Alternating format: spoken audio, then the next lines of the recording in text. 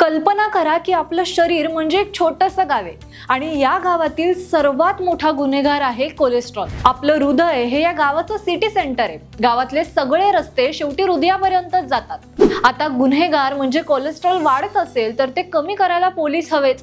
आपल्या शरीरात हे पोलिसांचं काम करतात HDL, जो या गुन्हेगारांना पकडून थेट जेलमध्ये म्हणजे लिव्हर मध्ये पाठवतो. मग लिव्हर या गुन्हेगारांना आपल्या शरीरातून ड्रेनेज सिस्टीमच्या सहाय्याने बाहेर टाकतात. आता या पोलिसांची संख्या वाढवायची असेल तर काही गोष्टी करायला हव्या. संधी मिळेल तेव्हा चालायला सुरुवात करा. अन्नात मीठ, साखर, पांढरा मैदा, दुग्धजन्य पदार्थ आणि प्रोसेस्ड फूड यांचा कमीत कमी वापर करा. आपला भूतकाळ, तक्रारी आणि चिंता विसरण्याचा प्रयत्न करा. वजनावर लक्ष ठेवून ते नियंत्रित करा. व्यायाम करा. सकारात्मक राहा.